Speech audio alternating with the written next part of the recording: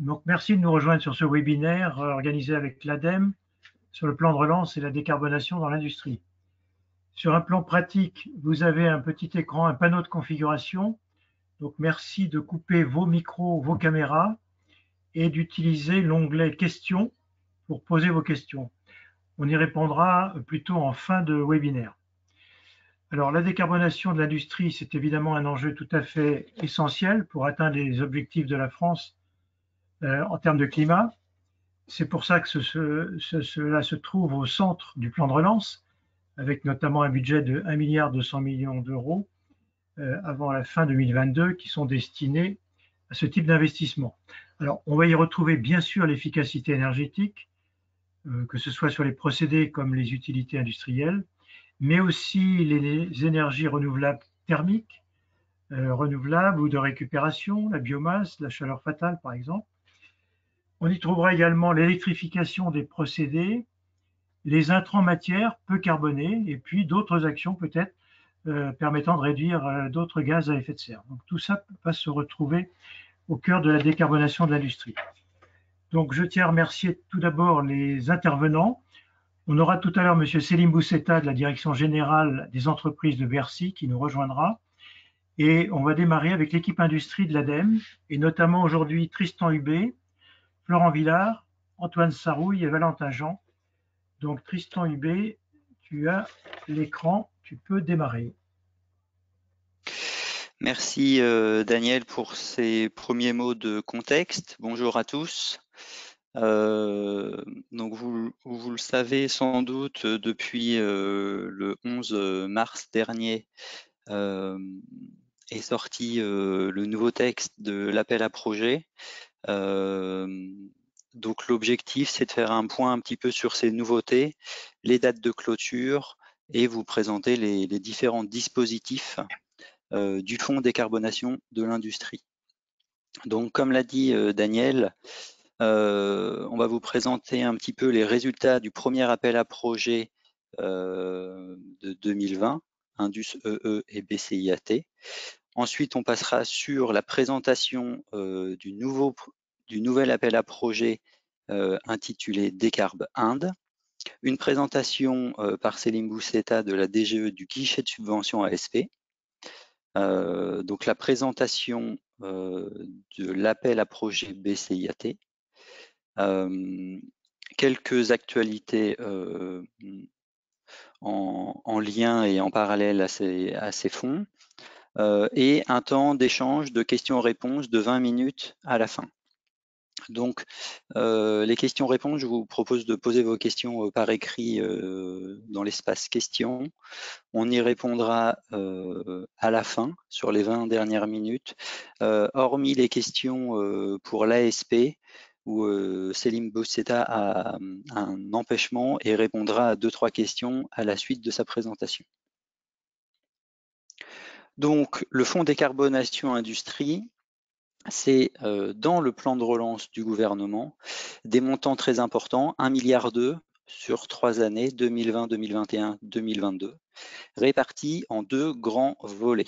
Un volet décarbonation des procédés et des utilités sur l'outil, dédié à l'outil productif, avec un seuil de 3 millions d'euros de CAPEX, c'est-à-dire d'investissement total du projet. Si ce seuil, si le projet est supérieur à 3 millions d'euros, alors le projet est orienté vers l'appel à projet de l'ADEME. Si le projet est inférieur au seuil de 3 millions d'euros, alors il peut être éligible au guichet de subvention de l'ASP sur une liste fermée de technologies. Le deuxième grand volet, c'est le chaleur bas carbone, où il y a une aide à l'investissement en complément du fonds chaleur, du fonds économie circulaire. Et ce qui est nouveau, c'est une aide à l'OPEX, une aide au fonctionnement pour les projets BCIAT et toujours en discussion pour les projets CSR.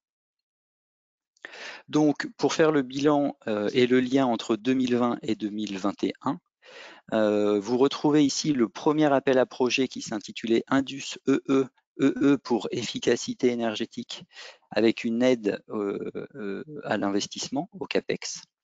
On a reçu donc 73 dossiers pour ce premier appel à projet, ce qui est très encourageant pour la suite. Et ces projets sont de qualité, c'est-à-dire que 32 projets sont lauréats à date. Le nombre de projets non éligibles au cahier des charges de l'appel à projet était très faible. Et une partie de ces projets, le timing était très court entre l'ouverture et la présentation de ce dispositif et la date de clôture. Le timing était court et on attend des projets matures et des projets consolidés. Donc une partie de ces premiers projets, de ce premier appel à projet, sont redirigés vers le nouvel appel à projet Decarb Inde, pour leur laisser un petit peu plus de temps afin de finaliser les projets en question. Et quelques projets sont toujours en cours d'instruction, des projets plus complexes dans le cadre de l'appel à projet Indus EE. En parallèle, on a lancé un AMI. Donc un AMI, ce n'est pas un guichet, c'est un appel à manifestation d'intérêt qui s'intitulait Indus Décar, afin de recueillir un petit peu les projets dans les cartons. On a reçu 125 dossiers et là c'était libre, c'était vraiment sur le sujet de la décarbonation. Donc l'appel à projet Indus EE et l'AMI Indus Décar nous ont permis de définir un nouvel appel à projet avec un nouveau cahier des charges intitulé Décarb Inde, que nous allons vous présenter dans le détail ce matin. À côté, donc sur le volet chaleur bas carbone, on retrouve l'appel à projet BCIAT, qui sera également présenté ce matin, et l'appel à projet CSR, qui n'a pas de grande évolution et pour l'instant reste sur l'aide à l'investissement au niveau CAPEX. Donc comme je le disais, l'appel à projet Indus EE, on a 32 lauréats, ce qui représente 97 millions d'euros d'aide pour un montant global d'investissement de 466 millions d'euros. Et ce que l'on peut retenir, c'est en moyenne, ces projets permettent une réduction des émissions de gaz à effet de serre de 12% au niveau du site industriel. À cela s'ajoutent 17 lauréats pour les projets BCIAT à date, avec un montant d'aide de 44 millions d'euros sur l'aide à l'investissement et un montant d'aide au fonctionnement au niveau de 83 millions d'euros, pour un montant global de 130 millions d'euros au niveau projet industriel. Ce qui nous donne 49 projets sélectionnés au total à date, que l'on retrouve ici sur la carte, avec des projets répartis sur une bonne partie du territoire, dans presque toutes les régions, avec 3 régions principales qui sont les Hauts-de-France, le Grand Est et la région Auvergne-Rhône-Alpes. Je laisse la parole à Florent qui va vous donner un petit peu plus de détails sur les premiers lauréats de l'appel à projet Indus EE. Merci Tristan, bonjour à tous. Effectivement, en quelques slides, on va faire un petit focus sur les 32 projets qui ont été retenus. Donc, ce qu'on peut voir sur cette slide 6, c'est que via cette AAP Indus EE, on a réussi à toucher de nombreux secteurs de l'industrie française. C'est plutôt assez bien réparti en termes de secteurs industriels, comme vous pouvez le voir sur le camembert de gauche, et notamment avec des secteurs bien entendu assez énergo-intensifs. Ce qu'on peut retenir aussi de cette slide, c'est finalement le camembert de droite, où lorsqu'on analyse sur les projets retenus les tonnes de CO2 évitées par an et par secteur, on a effectivement une surreprésentation des secteurs assez énergo-intensifs, encore une fois, que sont la métallurgie, la sidérurgie, la chimie, la production de matériaux de construction ou encore le sucre.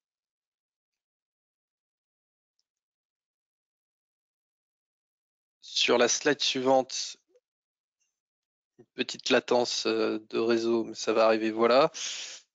Ici, on a souhaité vous présenter les thématiques principales des transformations, des opérations qui ont été menées dans le cadre de ces 32 projets qui ont été retenus sur l'appel à projet IndusCE. Donc, on observe qu'il y a une bonne moitié qui est de l'efficacité énergétique, ce qui colle bien à l'intitulé de cet appel à projet. Et on peut observer qu'il y a eu aussi d'autres modes d'autres types d'opérations de transformation portées par ces projets, avec pas mal de récupération de chaleur au sens où il s'agit ici de récupération de chaleur sur un équipement, par exemple, qui a pu être redispatché sur différents autres utilisateurs du site.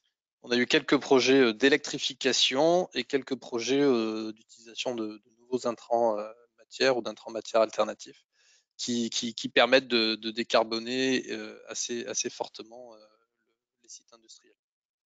Un petit focus sur l'efficacité énergétique. Dans les projets qui ont mis en place ce type d'opération, on parle d'amélioration de l'efficacité énergétique de fours, de séchoirs, de compresseurs, par exemple dans le cadre d'installation de fluides frigorigènes, ce type d'opération.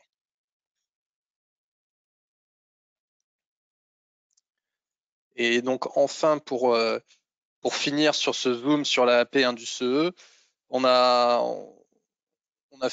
vous présente ici quelques projets pour montrer la diversité des opérations qui ont été menées sur aussi une diversité de procédés industriels.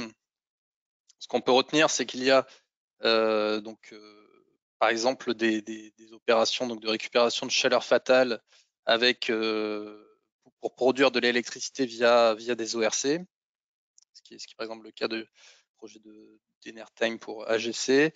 On a aussi donc des projets typiquement d'efficacité énergétique comme les projets de Cristal Union et d'Etex, où ici une nouvelle unité de séchage, un nouveau séchoir plus efficient a été mis en place. Il y a aussi des projets d'électrification, comme je le disais sur la slide d'avant, par exemple le projet de Novacarb, où un turbocompresseur sera remplacé par un motocompresseur électrique, ou encore le projet de Laita avec la mise en place d'une recompression mécanique de vapeur électrique sur un évaporateur. Donc voilà un petit peu les différentes thématiques et on va pouvoir poursuivre sur le nouvel AAP. Merci Florent. Juste une slide de présentation sur les résultats de l'AMI, l'appel à manifestation d'intérêt. Donc 125 dossiers reçus. Donc l'AMI, je me répète, ce n'était pas un guichet, mais bien un outil un petit peu de prospection pour connaître les projets envisagés sur site. On remarque que 72 de ces 125 dossiers étaient déjà des projets d'envergure avec un CAPEX supérieur à 3 millions d'euros. Et que ces 72 projets étaient liés à des projets d'efficacité énergétique.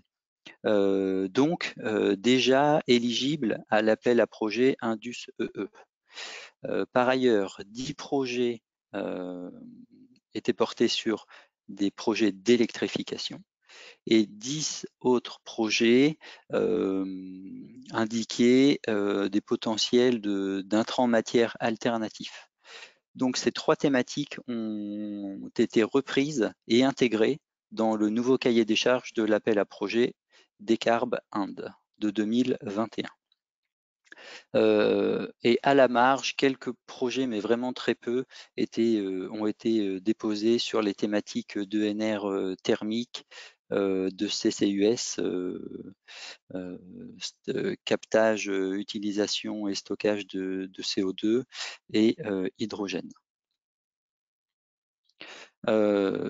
ce qui vient à détailler un petit peu ce nouvel appel à projet Décarb Inde, qui du coup n'est plus uniquement sur le périmètre d'efficacité énergétique, mais bien sur le périmètre très large de la décarbonation dans son ensemble, et toujours dédié à l'activité industrielle, que ce soit procédé ou utilité, mais l'objectif initial est gardé.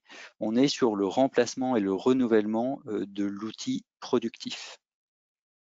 Donc 2 dates de clôture pour ce nouvel appel à projet, le 17 mai et le 14 octobre, ce qui vous permet un petit peu de donner de la visibilité aux porteurs de projets, car sont attendus des projets matures et consolidés. On va y revenir, mais il faut que les études de faisabilité soient réalisées afin que les projets lauréats, nous soyons sûrs qu'ils soient réalisés et qu'ils aillent au bout. Et autre information, mais on va y revenir tout au long de la présentation, c'est le contact avec les ADEME régionales qui instruisent vos dossiers, région par région.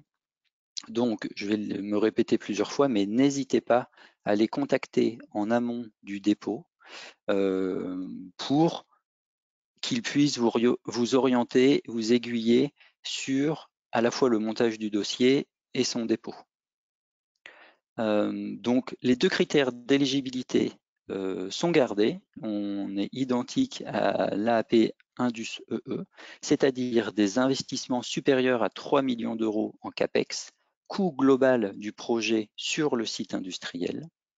Sont éligibles des grappes de projets, c'est-à-dire plusieurs projets dans les thématiques éligibles, donc d'efficacité énergétique, d'électrification, etc. Plusieurs petits projets peuvent permettre de dépasser ce seuil de 3 millions d'euros. Et comme je le disais, on attend des technologies matures et des projets consolidés afin de garantir la bonne réalisation du projet et surtout d'avoir une réduction effective des émissions CO2. Autre critère, c'est la réduction des émissions gaz à effet de serre à isoproduction. Donc isoproduction, c'est une notion importante. On est bien sur l'adaptation et l'amélioration de l'outil productif par son remplacement ou par son rétrofit. On ne travaille pas sur une amélioration d'un rendement ou d'un ratio de consommation spécifique. Je prends l'exemple où on garde le même équipement de production, mais on augmente la cadence de production. Indirectement, ce ratio sera meilleur. Ce n'est pas ce que l'on attend dans ce fonds décarbonation industrie. Donc les thématiques sont les suivantes: efficacité énergétique, électrification, intrants matières alternatives, que ce soit de l'efficacité matière ou de recyclage.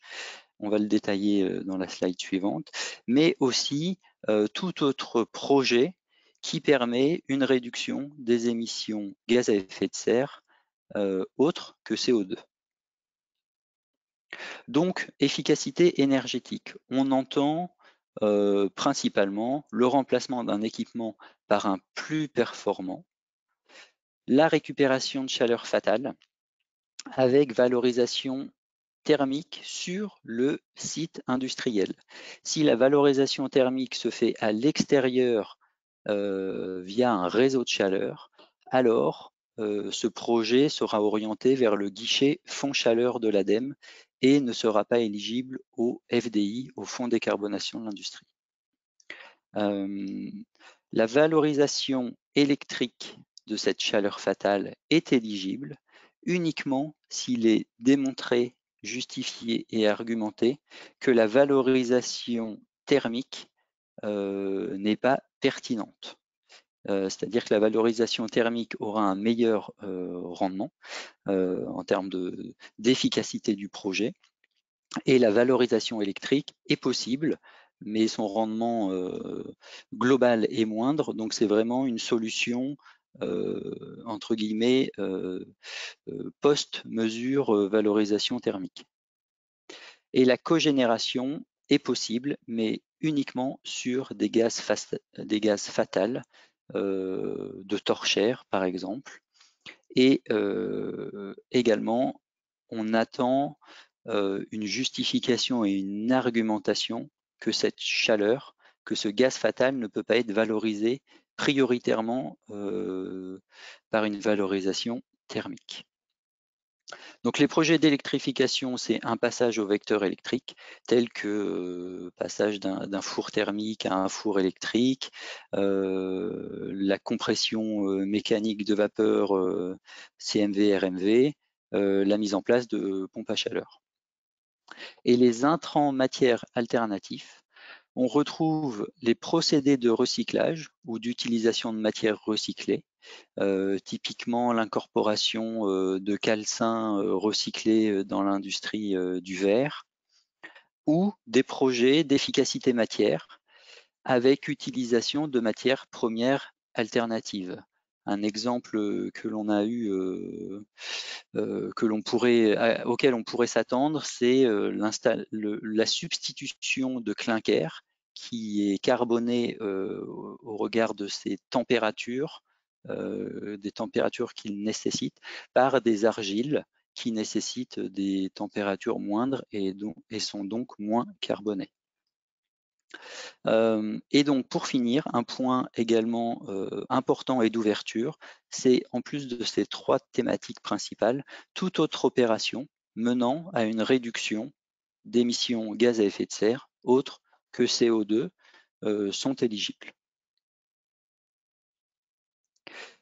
Donc dans la constitution et du dossier et un petit peu l'argumentation du projet, nous allons évaluer les projets d'après 4 grands critères qui sont premièrement la performance de décarbonation, c'est-à-dire le volume de réduction d'émissions GES, retransmis également en pourcentage de réduction, pourcentage par rapport à la ligne de production par exemple, mais également pourcentage par rapport au site industriel. Et puis un point très important, c'est le ratio d'efficacité de l'aide publique, c'est-à-dire le ratio euro-aide publique par tonne de CO2 évité. Donc ça, c'est un ratio important.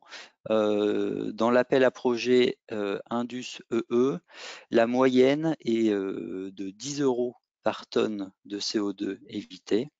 Et la médiane, pour information, est de 24 € par tonne de CO2 abattu. Le deuxième critère, c'est la cohérence et l'ambition environnementale, c'est-à-dire la cohérence de décarbonation du projet vis-à-vis du site industriel et de la stratégie du site industriel et de la stratégie du groupe. Et également la cohérence du projet vis-à-vis des impacts et des enjeux environnementaux. On retrouve également dans ce critère numéro 2 le potentiel de réplicabilité du projet au niveau de l'entreprise, au niveau du groupe industriel. Le troisième critère, c'est la cohérence et l'ambition industrielle. Donc dans ce critère, on retrouve la garantie de la bonne réalisation du projet, c'est-à-dire est-ce que toutes les études d'ingénierie sont réalisées, est-ce que tous les plans de financement sont corrects et pertinents. On retrouve les notions de production, c'est-à-dire les notions d'augmentation de capacité, de nouveaux marchés, les notions de qualité du produit. Et on retrouve la pérennisation de l'activité du site industriel ainsi que la pérennisation des emplois sur le site industriel. Et le quatrième critère, c'est la structuration de la filière. Donc, c'est qui sont les sous-traitants et les équipementiers, les fournisseurs envisagés. Et également, on retrouve le potentiel de réplicabilité du projet au niveau du territoire, plus seulement au niveau de l'entreprise. Donc, pour un petit peu donner les grandes lignes, sont inéligibles les activités tertiaires, puisque le FDI est orienté industrie. Les activités agricoles, sauf les industries agroalimentaires, les activités du secteur BTP sur chantier, ça rejoint une thématique en dessous qui est de dire que les engins mobiles ne sont pas éligibles au FDI, les unités de valorisation énergétique des déchets et les industries de production et de mise sur le marché d'énergie sur un réseau. Les thématiques inéligibles sont la décarbonation des bâtiments, que ce soit chauffage, climatisation, isolation, relamping. Donc ça, c'est sur des thématiques. Par contre, si le projet nécessite un nouvel atelier et la construction d'un nouveau bâtiment, alors le bâtiment, la construction du nouveau bâtiment, lui, est bien éligible dans les dépenses, est bien pris en compte dans les dépenses éligibles. La thématique du CCU, captage, utilisation, stockage de carbone, les engins mobiles, la cogénération hors gaz fatal et le solaire PV. Les opérations inéligibles sont toute opération visant une mise en conformité réglementaire ou toute opération déjà commencée. Dans ce cas-là, on n'aurait pas le FDI et les subventions publiques ont toujours une notion d'incitativité de l'aide, que l'aide publique permette d'engager des projets qui n'auraient pas été faits par ailleurs. Les opérations déjà éligibles à d'autres dispositifs de soutien ADEME, que ce soit principalement le fonds chaleur, le fonds économie circulaire ou le plan hydrogène. En effet, les aides publiques ne peuvent pas être doublonnées, donc il y a une répartition au regard du projet sur tel ou tel fonds.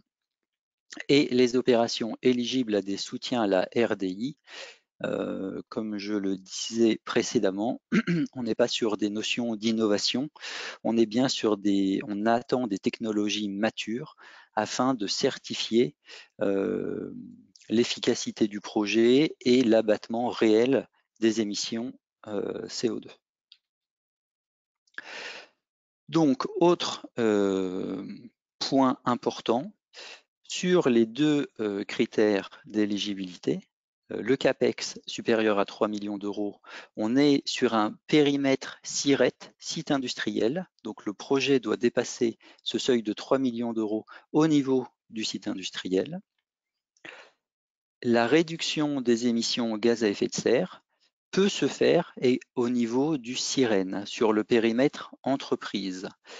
Un exemple concret, c'est on l'a eu, il est dans le dossier de presse sorti le 11 mars dernier. C'est l'entreprise Tereos Sucre qui fait de la déshydratation de pulpe de betterave. Et le projet consiste à valoriser la chaleur fatale de la sucrerie pour réaliser un pré-séchage des pulpes.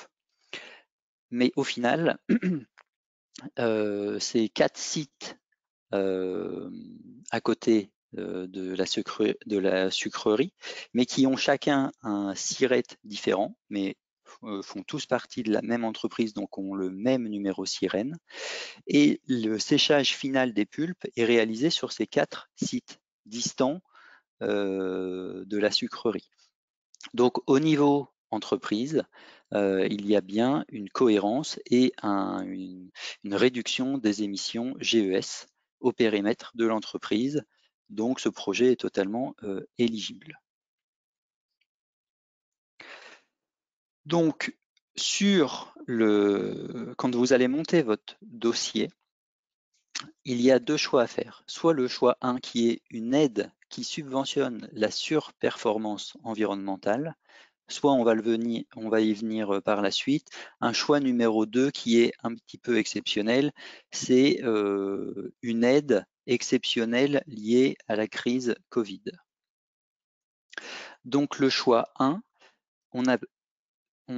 et l'objectif même des aides publiques et du FDI en l'occurrence, c'est bien de subventionner ce n'est pas de financer un équipement standard, mais c'est bien de motiver l'industriel ou le porteur de projet à investir dans un équipement qui va au-delà des performances classiques. Donc le CAPEX du projet, avec le seuil de 3 millions d'euros, on retire bien évidemment les dépenses non concernées par l'appel à projet ou non éligibles. On arrive, tel que par exemple l'achat de terrain, on arrive sur des dépenses, un montant de dépenses éligibles au projet, auquel on soustrait le coût du scénario contrefactuel. Donc le scénario contrefactuel, c'est un élément clé dans le montage de votre dossier, c'est comment identifier, comment définir ce scénario contrefactuel. Quel est l'équipement standard alors que le porteur de projet va investir dans un équipement qui va au-delà des performances de l'équipement standard. Donc pour ce faire, vous pouvez vous appuyer sur des documents normatifs ou réglementaires tels que les brefs, pas dans tous, mais dans la plupart des brefs, on a des notions de performance énergétique ou de performance environnementale. Et vous pouvez également vous appuyer sur des études de marché, de benchmark réalisées par des fédérations, par exemple.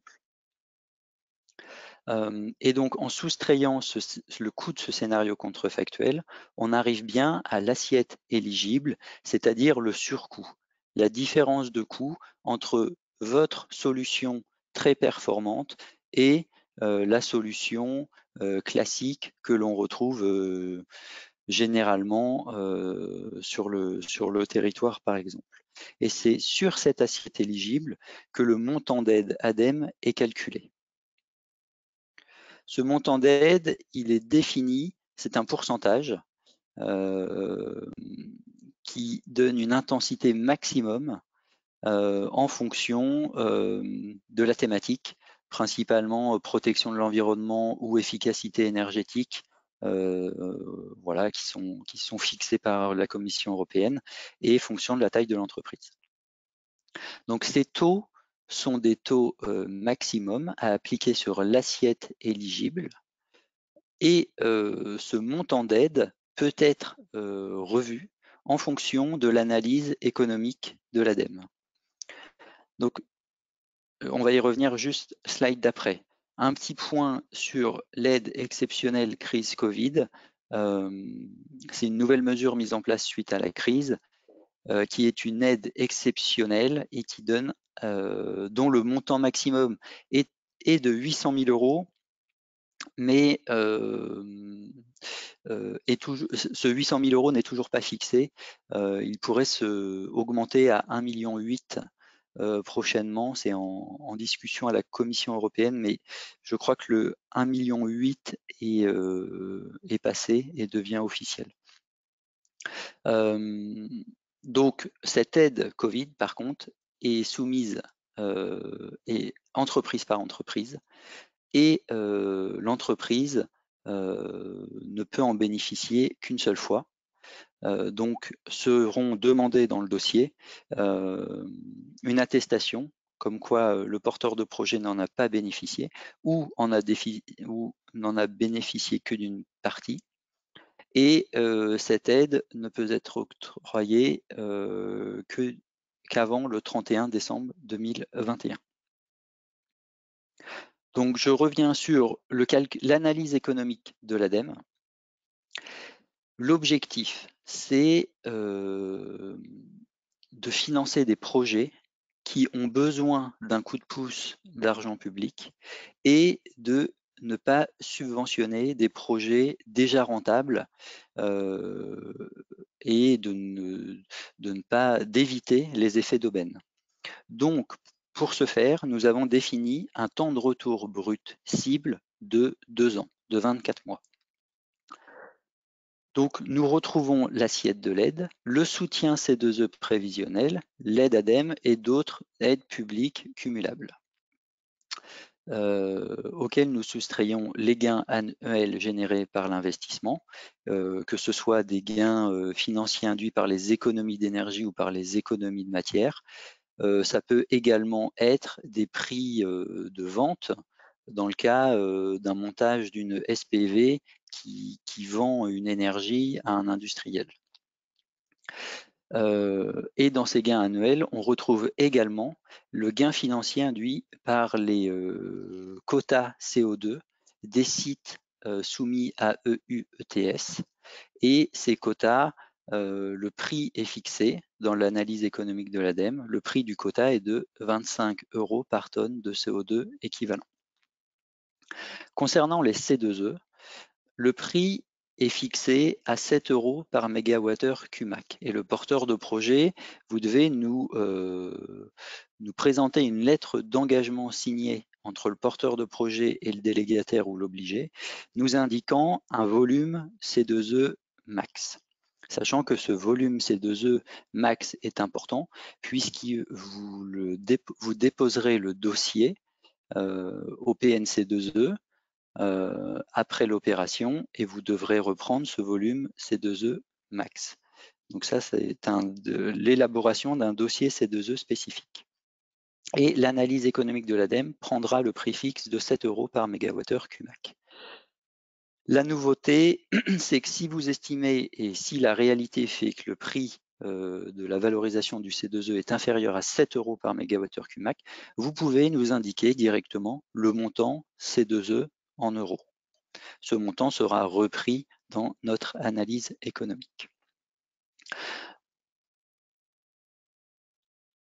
Voilà. Et donc, pour compléter l'aide, le montant d'aide sera également conditionné à la performance réellement atteinte. Donc, l'aide, il y aura plusieurs phases de transfert de l'aide. Une avance de 20% en amont des investissements.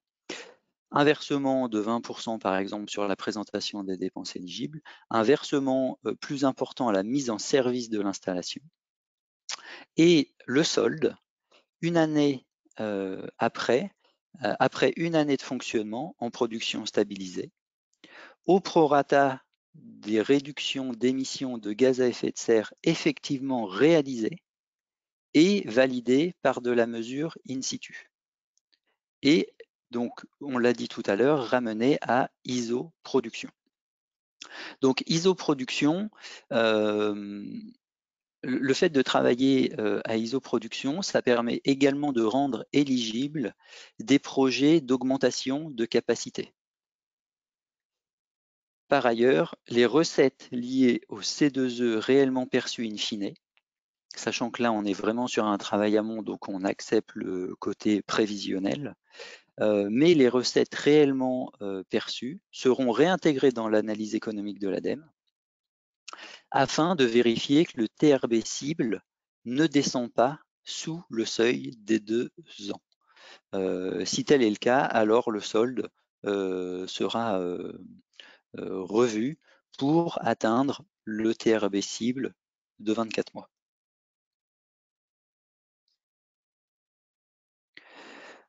Florent, je te laisse la parole pour parler de comment remplir un dossier de dépôt.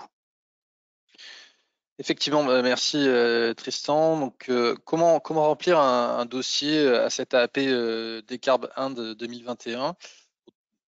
Tout d'abord, un petit rappel, encore une fois, donc l'AAP est ouverte depuis le 11 mars dernier. Deux clôtures, deux relèves de projets vont intervenir. Une première le 17 mai prochain à 15 h si je ne me trompe pas, et la seconde au 14 octobre 2021. Les dépôts devront se faire sur la plateforme Agir de l'ADEME, vous avez le lien sur la slide. Dans le cadre de ce dépôt, il y a 2 trames obligatoires à remplir, que sont le volet technique et le volet financier. Et il y a aussi toute une série de pièces, d'éléments à fournir en supplément. Tout ça est bien défini dans le cahier des charges. Et donc nous vous invitons à vraiment envoyer l'ensemble de ces pièces, dans le sens où, comme l'a dit Tristan auparavant, nous visons des dossiers clairs et complets pour pouvoir les instruire le plus rapidement possible. Je vais faire ensuite un focus sur le volet technique, et plus particulièrement sur la carte d'identité du projet dans le cadre de ce volet technique. Ça permet de vous présenter ici un petit peu les données phares qui sont attendues sur un projet. Tout d'abord, c'est quelle est la thématique, quelles sont les thématiques traitées dans le cadre de votre projet. Est-ce que votre projet fait de l'efficacité énergétique, de l'électrification, des nouveaux usages d'intrants matières alternatifs ou d'autres types d'opérations qui ne rentrent pas dans ces 3 grandes catégories. Il est bien entendu possible que vous ayez plusieurs thématiques à cocher, notamment par exemple dans le cas d'une grappe de projet indépendant sur votre site industriel.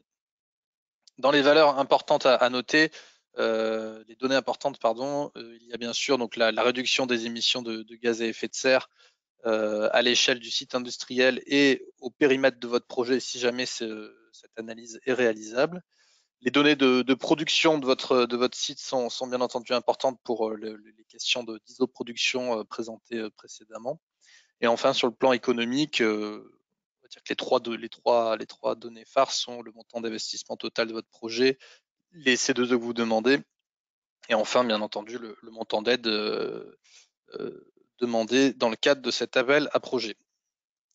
Tout un tas d'autres choses sont demandées dans le volet technique, notamment des descriptions plus littérales de votre projet et de l'intégration de ce projet dans une stratégie de décarbonation plus globale. Vous pourrez découvrir ça sur le volet technique, tout est très bien décrit. Et nous cherchons très clairement des projets ambitieux en termes de décarbonation qui permettent vraiment de faire bouger les lignes à l'échelle de votre site industriel. Je vais enchaîner ensuite sur un petit focus sur le volet financier. Donc le volet financier, c'est aussi une trame obligatoire à remplir dans le cadre du dépôt du dossier. Il est constitué de 4 onglets. Un onglet données économiques, un onglet santé financière, un onglet incitation C2E et un onglet attestation Covid. Dans l'onglet données économiques, nous allons vous demander de présenter le budget prévisionnel de l'opération, le plan de financement, quelles sont les sources qui vont permettre de mener ce projet à bien, votre choix de modalité de calcul de l'aide, est-ce que c'est le choix RGEC classique d'aide d'État dans le cadre européen ou la modalité Covid temporaire, ainsi que donc une première estimation du coût de votre installation de référence, du scénario contrefactuel et du taux de retour brut sur investissement.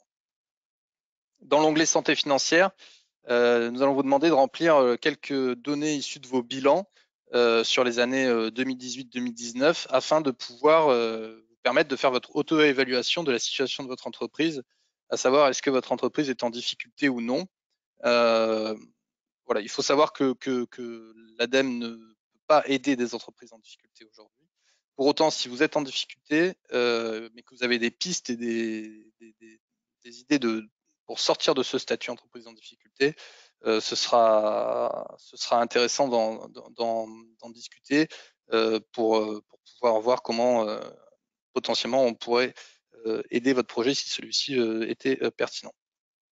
Je vois que la slide a bougé. Je reviens sur les C2E. Donc un onglet C2E pour que vous puissiez déclarer les C2E que vous avez sollicité via votre délégataire afin de calculer le taux de retour brut du projet. Et enfin, uniquement si vous avez choisi que les slides bougent. Uniquement, si vous avez choisi de recourir à l'aide temporaire Covid, vous aurez à remplir l'onglet 4 attestation Covid, où on vous demande de déclarer l'ensemble des aides Covid que vous avez pu toucher par ailleurs dans d'autres cadres que le cadre de ces appels à projets, ou si jamais vous n'avez pas du tout touché d'aide Covid, il s'agira de le déclarer aussi dans cette attestation. Je te relaisse la main, Tristan. Merci Florent. Juste une dernière slide de conclusion. Donc, on attend vraiment des dossiers complets, des dossiers clairs avec une approche entre guillemets pédagogique sur la présentation de votre projet. Et comme tu l'as dit Florent, des projets ambitieux. Ça, c'est vraiment un point très important. Et des projets cohérents. Et pour finir, je vous invite grandement à contacter l'ADEME en direction régionale en amont d'un dépôt sur la plateforme de l'ADEME. Voilà concernant la présentation de l'appel à projet Décarb Inde. Nous allons maintenant passer à l'ASP et Selim Bousseta de la DGE va vous présenter ce guichet de subvention. Bonjour Selim, je te laisse la parole. Oui, bonjour. Est-ce que vous m'entendez? Très bien. Parfait. Alors, déjà pour commencer par me présenter, Selim Bousseta, je travaille effectivement à la Direction générale des entreprises. Je suis chef de projet au pôle énergie et décarbonation et je travaille sur des sujets qui sont liés à la compétitivité de l'énergie et à la décarbonation, et en particulier sur la mise en œuvre et l'appui de ce guichet à destination des entreprises industrielles. Peut-être avant de commencer la présentation, je tenais à remercier l'AT2E pour l'organisation de ce webinaire et puis pour l'opportunité de vous présenter ce dispositif qui est un petit peu particulier au sein des différents dispositifs du volet décarbonation de l'industrie. Donc j'espère que la présentation qui vous sera faite vous sera utile aujourd'hui. Et puis à l'issue de cette présentation, je vous propose, si on a le temps, par rapport au planning qui est le nôtre aujourd'hui, de poser quelques questions et essayer d'y apporter toutes les réponses qu'on pourra. Alors, pour commencer, je vous ai rejoint en cours de route, mais j'ai remarqué que cette présentation, ma présentation, allait s'inscrire un petit peu en contraste par rapport à la précédente, qui était quand même très communicante et haute en couleurs. Vous verrez que mes planches sont, elles, très textuelles et se cantonnent à un panel de couleurs assez restreint. J'essaierai de compenser ce manque de communication par mon propos. Cela étant dit, Tristan, si tu peux passer à la slide suivante. Je crois que j'ai pas le contrôle. Hein. Normalement, si. Mais n'hésite pas à me demander, je passe les slides. Ok, très bien, merci. Je sais pas comment faire, donc je pense que à moins que je découvre en cours de route, je continuerai peut-être de demander. Donc oui, alors j'en étais peut-être en transition, si contraste il y a avec la présentation précédente, il s'arrête vraiment à ces questions de forme, puisque sur le fond, le guichet décarbonation de l'industrie, donc qui est géré par l'agence de services et de paiement, lui s'inscrit très largement dans la continuité et dans la complémentarité des autres dispositifs du volet décarbonation de l'industrie du plan de relance. Il en a les mêmes objectifs, donc à savoir baisser les émissions de gaz à effet de serre de l'industrie, lui permettre d'atteindre ses objectifs fixés par la SNBC, lui permettre d'être plus efficiente en termes de consommation énergétique, la moderniser et la rendre in fine plus compétitive sur le moyen et le long terme. Donc tout cela est très cohérent avec les autres appels à projets qui sont mis en place et gérés par l'ADEME.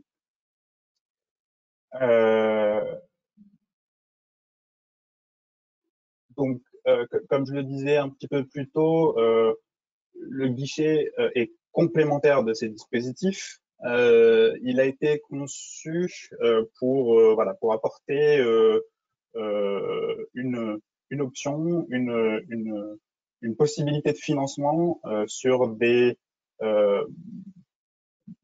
segments qu'on avait identifiés comme pas forcément immédiatement couverts par les autres appels à projets.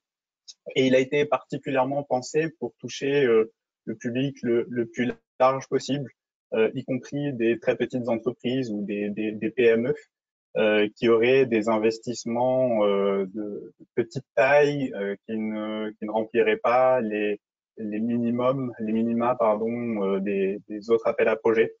Donc le guichet ASP est un guichet qui est vraiment ouvert à toutes ces entreprises, quelle que soit leur taille, et qui est aussi ouvert à tous les investissements sans minimum, avec un maximum fixé à un maximum unitaire. Alors je précise, c'est sur un investissement donné, il peut pas aller au-delà de 3 millions d'euros, mais voilà, c'est pour aussi fixer les choses et ne pas recouper ce qui peut être fait par ailleurs au sein des appels à projets ADEME. L'autre point de complémentarité, c'est aussi le fait qu'il soit facilement mobilisable par les entreprises. Alors, ça recoupe deux choses. Alors, juste toujours sur le slide précédent. Ça recoupe deux choses. Le premier, c'est que c'est un dispositif de guichet, donc qui peut être sollicité vraiment à tout moment de l'année. Et le second, donc à tout moment de l'année, depuis son ouverture en novembre dernier jusqu'à sa clôture en décembre 2022. Et le deuxième aspect de cette facilité, c'est aussi en termes de candidature, le dossier qui est nécessaire pour bénéficier de cette aide via ce guichet est assez simple. C'est pour le dire simplement, un formulaire, des devis, quelques pièces complémentaires, et puis c'est tout. Donc voilà, cette facilité aussi de mobiliser ce dispositif. Alors, j'ai toujours pas trouvé comment bouger les slides. Je te demande de passer à la suivante. Merci. Alors, non, juste le slide précédent. Voilà. Merci. Donc maintenant que je vous ai expliqué un petit peu la genèse de ce guichet, d'où il venait, comment il avait été pensé, plus exactement, quels en sont les grands principes, pardon. Donc en premier lieu, comme je le disais, c'est un guichet qui a été ouvert le 10 novembre et qui restera ouvert jusqu'au 31 décembre 2022. Ça n'est pas un dispositif par appel à projet, il n'y a pas de plusieurs versions, c'est quelque chose qui, encore une fois, est mobilisable à tout moment. On peut déposer un dossier auprès de l'ASP. Effectivement, il y a un petit attention précisé ici, qu'il est important de noter. Si le guichet, lui, sera bien ouvert jusqu'au 31 décembre 2022, il s'appuie sur des régimes d'aide, il s'appuie en partie sur des régimes d'aide qui, eux, prendront fin avant cela, et en particulier le régime d'aide Covid, donc qui devait prendre fin en 2020, qui a été prolongé jusqu'à juin 2021, et on vient d'apprendre hier qu'il était prolongé jusqu'à décembre 2021. Donc ce régime-là est mobilisable jusqu'à décembre 2021, mais pas au-delà. Et que cela se traduit par le fait que certaines catégories d'entreprises et certains biens dont les aides s'appuyaient sur le régime pourraient ne plus être accessibles au-delà de cette date-là. Donc c'est important de noter que si vous avez des projets, si vous êtes une grande entreprise ou une ETI et que vous avez des projets qui sont relatifs aux catégories 15 à 18 de l'arrêté, je vous expliquerai tout à l'heure ce dont il s'agit. Il faut vous dépêcher de mobiliser ce guichet avant cette deadline. Après, les choses seront plus compliquées. Donc ça, c'est le premier principe, son ouverture sur toute l'année. Ensuite, les principes d'éligibilité, donc les critères d'éligibilité plus exactement, sont au nombre de 3. Le premier, c'est un critère sur le secteur d'activité de l'entreprise. Donc, ce sont les entreprises qui relèvent de l'industrie manufacturière au titre de la nomenclature INSEE qui sont éligibles. Ou bien effectivement, on a ouvert la possibilité, mais alors c'est pas vraiment une ouverture de l'éligibilité, c'est plus que une facilité d'organisation et d'accès à l'aide. Il est possible pour une entreprise d'être accompagnée par un tiers financeur qui peut également gérer les démarches administratives pour l'entreprise et être le point de contact de l'agence de services et de paiement. Et donc voilà, il y a cette possibilité, mais l'éligibilité reste sur le bénéficiaire au final du matériel qui lui doit appartenir au secteur de l'industrie manufacturière. Donc ça, c'est le premier critère. Le second critère est relatif à l'investissement. Il y a une liste de matériels qui sont éligibles à une aide via ce guichet. Cette liste, elle est définie par arrêté. Donc il y a 18 catégories, si ma mémoire est bonne, qui sont des catégories plutôt générales, qui recoupent des matériels différents. Et voilà. Et donc il faut rentrer dans l'une de ces catégories pour pouvoir être éligible à ce guichet. Et le dernier critère, lui, est relatif à l'usage qui est fait de l'investissement. On vise l'appareil productif des industriels et donc l'usage qui est fait de cet investissement doit être à destination, doit être utilisé à des fins de production industrielle. Pour donner un exemple, pour illustrer ce dernier critère, si on récupère de la chaleur pour réchauffer des bureaux, ça n'est pas un projet éligible. Par contre, si on récupère de la chaleur pour l'utiliser dans un processus industriel, là, le projet devient éligible. On peut passer au slide suivant, Tristan. Merci. Donc, après ces critères d'éligibilité, il y a la question du montant de l'aide, du calcul du montant de l'aide. Donc là, les choses sont assez simples et assez normatives. Il y a plusieurs paramètres qui sont pris en compte. Bien évidemment, les coûts éligibles, les coûts d'investissement éligibles. Il y a également les C2E et les éventuelles autres aides publiques octroyées à ce projet. Il y a un taux fixe d'intensité d'aide qui dépend, lui, uniquement, de l'entreprise et de la catégorie de matériel de laquelle relève l'investissement.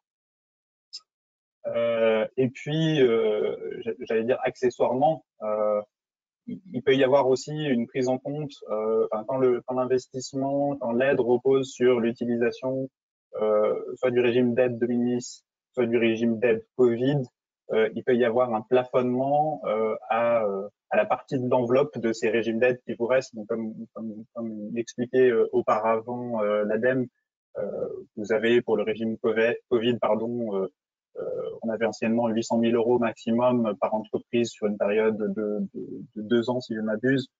Ces 800 000 € passent à 1,8 million, mais le plafonnement reste.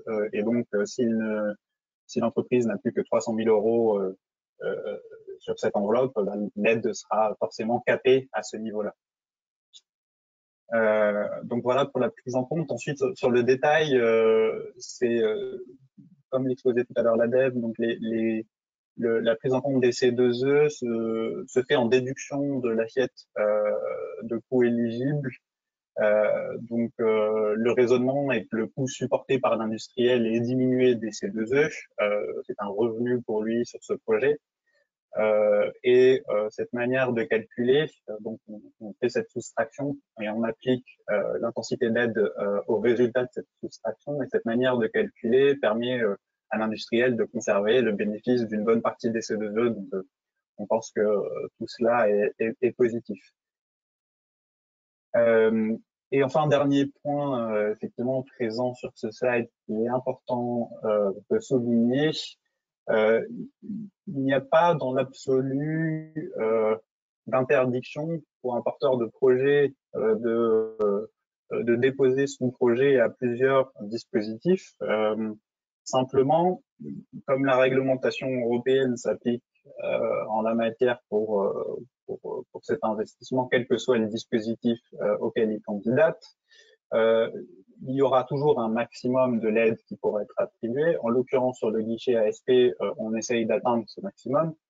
Et donc, le résultat de candidater à plusieurs dispositifs en parallèle ne peut être contre-productif, dans la mesure où il sera, ça amènera à des instructions en parallèle sur un même projet, et donc des risques que chacune de ces instructions amène à donner un petit peu moins, et in fine, le porteur de projet ne se retrouve pas dans cette démarche. Donc un point d'intention qu'on souhaitait souligner aujourd'hui. Excuse-moi, le temps avance très vite. Je te propose de passer rapidement tes slides pour avoir un petit temps de questions-réponses, s'il te plaît. Oui, bien sûr. Mais je voudrais pas qu'on aille beaucoup trop vite non plus sur ce guichet. On a commencé un petit peu en retard sur le guichet, donc je propose qu'on garde quand même un petit peu de temps pour. Mais je vais essayer d'aller assez rapidement sur ce slide. Donc celui-ci d'autant plus que finalement la procédure est assez simple, donc elle ne devrait pas nous prendre beaucoup de temps à présenter. La question est comment faire pour bénéficier de cette aide via ce guichet. Comme je le disais auparavant, il faut formuler une demande de subvention qui repose essentiellement sur le remplissage d'un formulaire, sur le fait de joindre des pièces justificatives et notamment des devis, et d'envoyer cela à l'ASP. Il est important d'avoir en tête que ce n'est qu'une fois que vous avez un accusé de réception par l'ASP que vous pouvez commencer à mettre en œuvre des investissements de votre côté.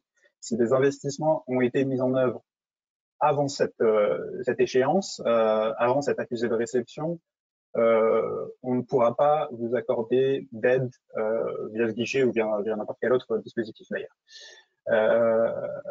Donc, une fois que vous avez cet accusé de réception, vous pouvez commencer à mettre en œuvre l'investissement. L'ASP va procéder à l'instruction de ce dossier.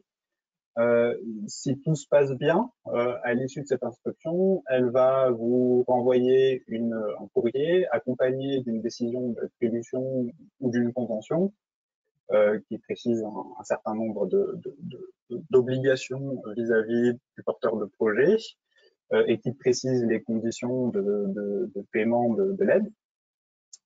Cette convention est signée, vous la renvoyez à l'ASP, vous lui renvoyez également par la suite la démonstration de l'engagement des dépenses, le fait que vous avez réellement dépensé pour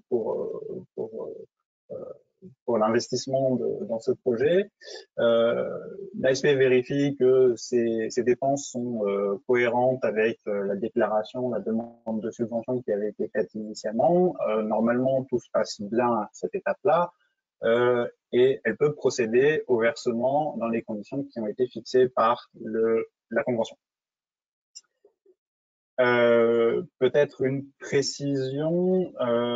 Donc ça, c'est le processus comme il se passe bien. Une précision. Il peut y avoir des boucles rétroactives si à l'issue de l'instruction par l'ASP, elle se rend compte qu'il manque des éléments, elle va revenir vers vous en vous demandant de lui fournir ces éléments. Vous aurez 2 mois pour le faire.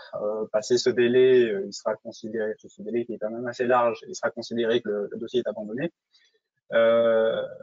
Pourquoi je précise ça? Parce que c'est important, c'est en lien avec les points d'attention mentionnés en bas de ce slide. Il est important de bien veiller à remplir très clairement le formulaire et en particulier à bien décrire le projet qui est le vôtre, le projet d'investissement pour lequel vous vous portez candidat. Si l'ASP n'est pas en mesure d'identifier, par exemple, les critères d'éligibilité relatifs à l'usage industriel de l'investissement, elle va nécessairement devoir revenir vers vous. Cela va nécessairement prendre du temps et cela va entraîner voilà, des délais qui vont ralentir le traitement du dossier. Donc, c'est très important de remplir le dossier le plus clairement possible dès la première saisine. Et au-delà du formulaire, un autre point qu'on a observé sur les premiers dossiers qui ont été reçus par ce guichet, c'est que il arrivait que les devis soient insuffisamment détaillés. Donc un devis trop vague qui ne permet pas d'identifier clairement quelles sont les parties du coût exposé qui sont éligibles à ce guichet, lui aussi va devoir faire l'objet d'une demande complémentaire, d'une demande de pièces complémentaires par l'ASP et donc retarder le processus d'instruction. Voilà en quelques mots le fonctionnement de ce guichet et les points d'attention, les écueils à éviter pour bénéficier de cette aide.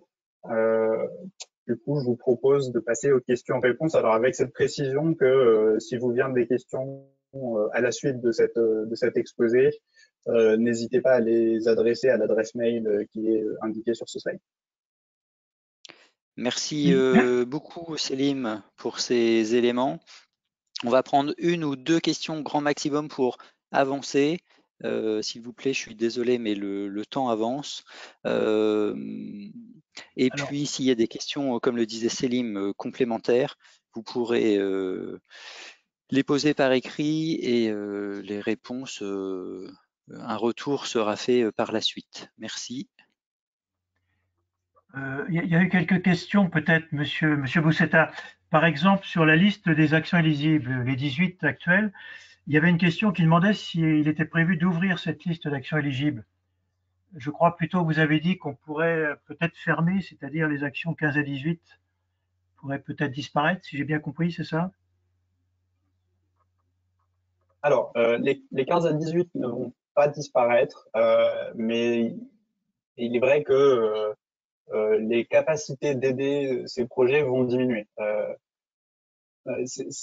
L'aide qui est distribuée au titre de ces catégories repose en fait sur l'utilisation du régime Covid, en particulier principalement. Et donc, ce régime prenant fin en décembre 2021, les aides qui pourront être distribuées sur ces catégories seront assez limitées. Elles ne seront pas nulles a priori, mais elles seront assez limitées.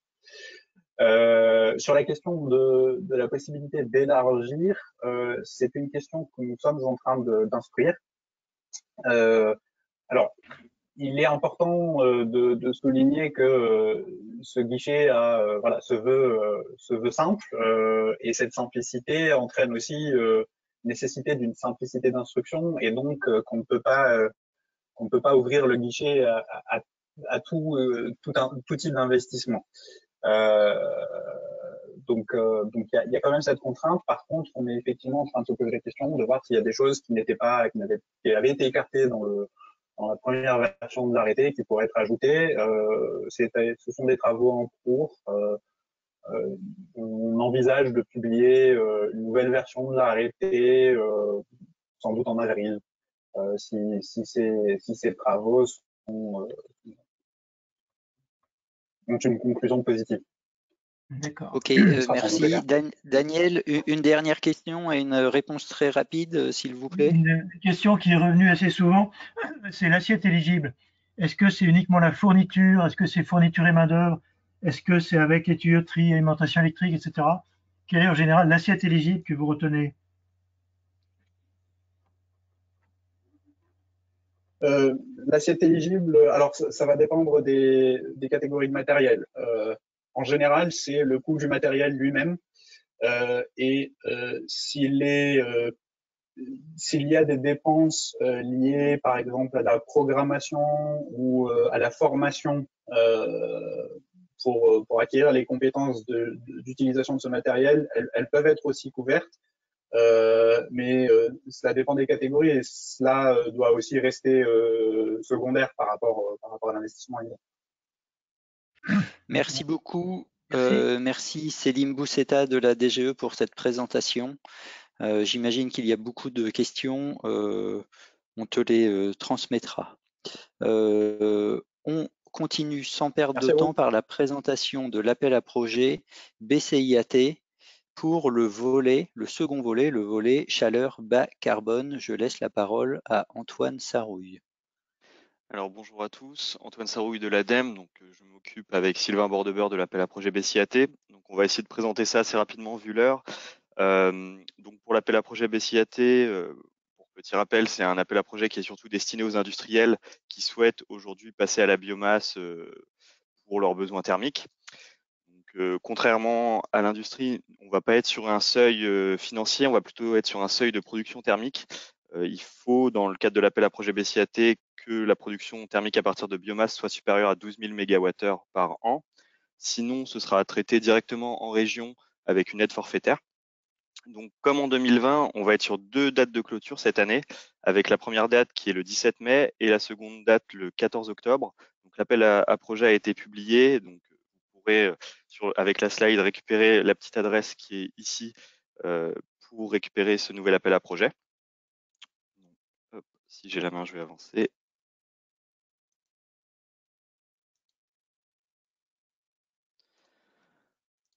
Alors, juste pour les petits changements du cahier des charges, on est quand même sur un appel à projet qui est assez ancien et où il n'y a pas de grande évolution. Donc, la principale évolution aujourd'hui, ça va être cette aide au fonctionnement. Donc, on va y revenir plus en détail sur la slide d'après. Mais dans sa globalité, c'est une aide au fonctionnement qui est là pour, on va dire, compenser s'il y a un déficit de rentabilité en passant d'une solution de référence avec un combustible fossile tel que le gaz à une nouvelle solution biomasse. Donc, cette aide au fonctionnement sera contractualisée par l'ASP et donc la DGE, avec du coup une notification européenne qui est en cours. Ça, j'y reviendrai après. Ce qui change également sur notre cahier des charges, ce sont les entreprises en difficulté. Comme pour l'industrie, il faut que les porteurs de projets ne soient pas considérés comme entreprises en difficulté. On a également clarifié un peu la situation sur les serres et les cogénérations. Donc les serres avec le critère notamment du coefficient maximum de transmission thermique et les cogénérations qui aujourd'hui sont éligibles uniquement pour les installations en autoconsommation d'électricité ou vente d'électricité sur le marché libre. Et également, du coup, tout ce qui va être exclu, ça va être la production d'électricité, sauf le cas des cogénérations existantes qui ont besoin d'un renouvellement. Donc, juste pour rappel, le BCIAT fonctionne principalement avec une aide à l'investissement qui permet, dans un premier temps, du coup, d'équilibrer le projet pour compenser, on va dire, les coûts entre une chaudière fossile et une chaudière biomasse. Et à ça s'ajoute l'aide au fonctionnement, mais du coup, qui n'est pas obligatoire. D'ailleurs, pour l'aide au fonctionnement, si ça veut bien passer à la slide suivante, l'aide au fonctionnement est éligible uniquement pour les nouveaux projets, donc les projets qui déposent à la fois de l'investissement et du fonctionnement, ou les anciens projets BCIAT qui n'ont pas encore commencé leurs travaux. Donc pour cette aide, comme je l'expliquais juste avant, c'est une aide qui va être basée sur 15 ans, qui va être subventionnée par le fonds de décarbonation. Elle sera versée chaque année aux bénéficiaires et du coup permettra notamment de compenser l'écart entre la biomasse et les coûts de référence d'un combustible fossile. Donc ce montant de l'aide, du coup, il va être proportionnel à la chaleur produite à partir de biomasse. Et on va utiliser une formule de calcul. Bon, on on va survoler assez rapidement, mais elle est basée sur deux composantes. Une composante fixe, donc, qui est vraiment définie à l'année de l'étude du projet par rapport au scénario de référence. Donc, généralement, c'est juste le surcoût entraîné par la biomasse. Et à ça va aussi s'ajouter une composante variable qui va en fait permettre d'adapter ce montant en fonction de la réalité du marché sur les années futures. Donc, c'est en cours de notification. Ce qu'il faut avoir en tête, c'est qu'on va surtout prendre en compte le coût du combustible fossile, donc gaz, charbon, fuel, la tonne de CO2 et la taxe qui va lui être liée. Et donc ça, on va le comparer à un scénario de référence que l'ADEME met en place pour voir l'évolution. Donc ça, on pourra y revenir s'il y a des questions, mais vous pouvez également, sur le cahier des charges, on a fait toute une annexe d'une page sur cette aide au fonctionnement qui détaille un peu plus les modalités. Les modalités n'étant pas encore totalement fixées, étant donné qu'on est en cours de notification européenne et du coup devraient sortir prochainement.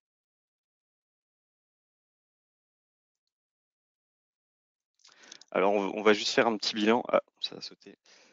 Juste pour vous présenter un petit bilan sur le BCIAT. Donc aujourd'hui, depuis 2009, on a 124 installations, donc 68 réalisées et 56 en cours, donc à travers toute la France.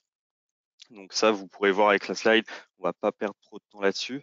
Ce qui va être plus intéressant, ça va être déjà sur l'approvisionnement. Donc, sur les anciens BCIAT, donc ce qui est en fonctionnement, on est beaucoup sur de la plaquette forestière. On remarque qu'aujourd'hui, on passe plutôt sur des installations en bois déchets ou en connexe. Pour les connexes, on voit depuis aussi quelques temps qu'on a beaucoup d'industries du bois avec de l'autoconsommation. Et aujourd'hui, on s'ouvre à de nouvelles filières. Je pense notamment aux déshydrateurs qui ont beaucoup déposé en 2020 et du coup qui sont en cours d'accompagnement. Alors, juste pour vous faire un bilan de aujourd'hui. En fait, là, ça va être le bilan sur les projets qui ont été déposés en juin et en octobre 2020. Donc aujourd'hui, on a 17 projets qui sont déjà engagés et signés au niveau de la convention. Parmi ces 17 projets, il y a déjà un certain nombre de projets parmi lesquels, en fait, ils ont déjà réalisé les commandes et où le projet va être en fonctionnement d'ici la fin de l'année. Donc en fait, on a beaucoup plus de projets qu'avant et des projets qui se mettent en route assez rapidement. Donc, pour vous donner un ordre d'idée, il y a 3-4 ans, on était plutôt à 15 projets par an et comme vous pouvez le voir aujourd'hui, on est plutôt entre 50 et 60 projets. Donc il y a eu une grosse évolution, notamment dans le cadre du plan de relance. Donc il y a eu également deux projets qui ont été engagés en janvier, en tout début d'année. Et aujourd'hui, du coup, sur les fins de session juin et octobre, on a encore une quarantaine de projets qui sont en instruction et qui vont être présentés prochainement. Du coup, ce qui va nous donner en moyenne une trentaine, voire une quarantaine de projets qui vont être engagés dans le cadre du BCIAT, donc une grosse évolution avec des budgets conséquents qui vont être engagés.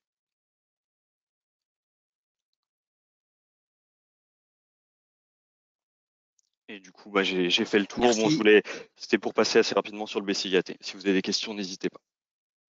Merci beaucoup Antoine pour cette présentation rapide mais complète et vous restez bien évidemment à disposition des questions par écrit. Très rapidement, trois points d'actualité un petit peu pour aller plus loin vis-à-vis de ces appels à projets, mais toujours sur le thème de la décarbonation. L'ADEME et le service industrie, nous lançons une expérimentation de conseils pour renforcer les stratégies bas carbone par 4 accompagnements. La définition de trajectoire d'investissement bas carbone, des études d'opportunité à court et moyen terme sur le mix énergétique bas carbone, des audits effacement et des audits stratégie d'achat d'énergie décarbonée. Donc, nous sommes en cours de sélection des prestataires, mais cette slide, c'est plus pour inviter des industriels ou des zones industrielles volontaires qui pourraient tester ces méthodologies, ces accompagnements qui sont pris en compte par l'ADEME. Une deuxième slide pour vous rappeler les formations ProRefei et Invest, qui sont quand même de très bonnes bases pour s'initier un petit peu à l'énergie et à la décarbonation. Et très rapidement, nous organisons des webinaires, des rencontres de la transition industrielle. Donc la dernière s'est déroulée en février avec la présentation du pacte vert et l'avis CCS de l'ADEME. La prochaine aura lieu au mois de mai avec un focus sectoriel sur l'industrie cimentière. Ainsi qu'un focus sur les usines neuves des secteurs énergo-intensifs. Pour vous inscrire, vous avez le lien en bas de slide. Pour les quelques minutes, désolé, on aurait aimé que ce temps d'échange questions-réponses soit plus important, mais il nous reste 5 bonnes minutes. Profitons-en, et pour les questions qui n'auront pas le temps d'être posées, nous vous répondrons par écrit à la suite de ce webinaire. Daniel. Il y a beaucoup de questions auxquelles vous avez répondu. Il y en avait sur l'assiette éligible. Il y en avait sur les gains de productivité. La réponse a été isoproduction, pour faire les comparaisons. Il y avait une question sur la durée sur laquelle on calcule les tonnes de CO2 évitées. Sur quelle période est-ce qu'on fait ce calcul? Je ne sais plus si ça a été dit, ça. Alors, les tonnes de CO2 évitées, c'est une valeur annuelle. Par contre, dans le ratio d'efficacité de l'aide publique, en euros d'aide publique par tonne de CO2 évitée, là, on fait un cumul des tonnes de CO2 évitées sur une période de 20 ans. D'accord.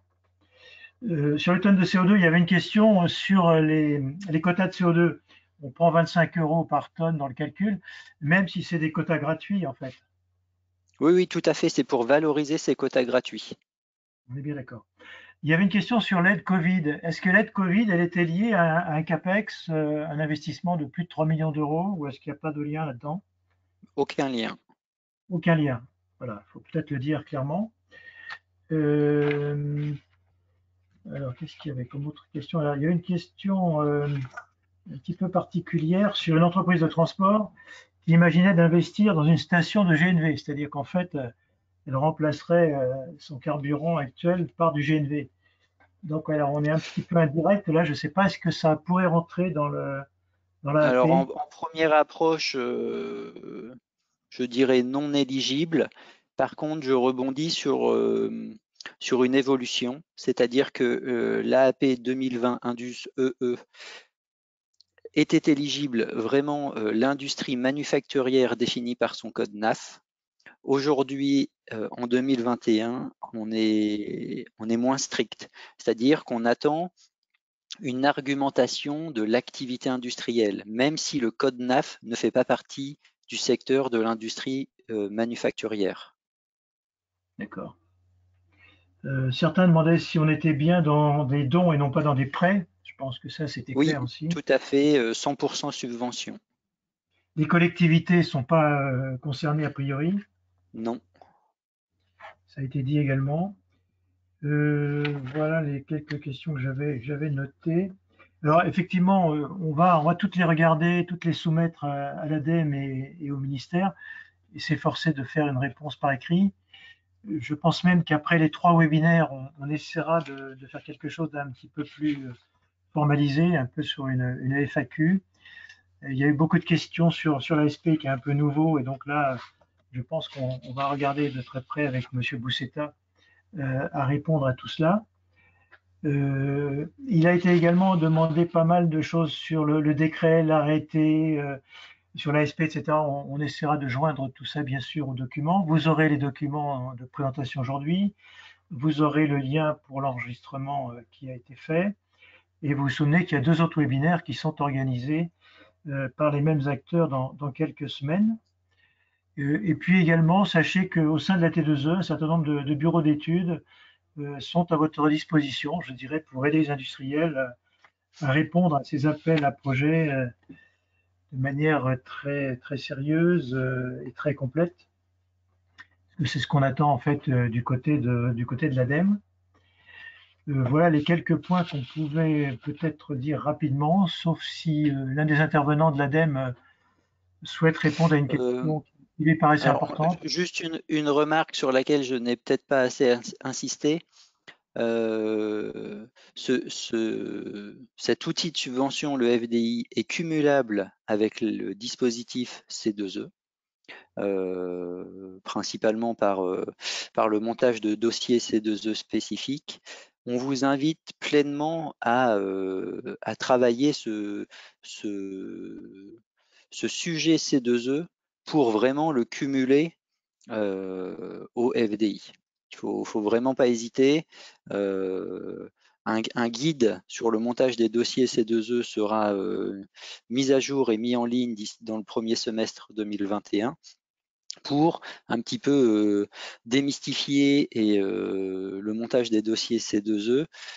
Donc ce n'est pas un frein, faut vraiment le prendre comme une opportunité et un cumul de subventions. D'accord.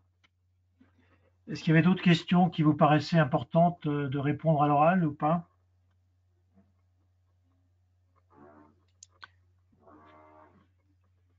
Non? Bon, eh bien, très bien. Merci beaucoup à vous Merci pour tous. votre attention. Merci beaucoup aux intervenants. Merci à l'AT2E pour l'organisation et la logistique de ce webinaire.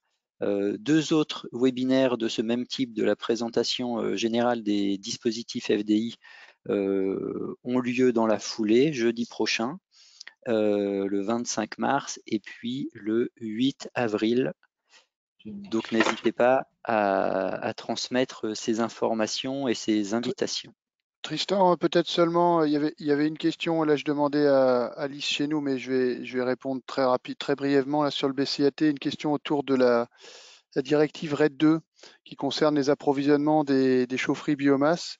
Donc on n'a pas forcément une réponse très précise parce que c'est une directive qui est en cours de transcription, mais elle concernera principalement les installations de plus de 20 MW qui utilisent de la plaquette forestière avec un besoin de renforcer la question de la traçabilité. Donc ça reste quand même peut-être un nombre de projets plus limité.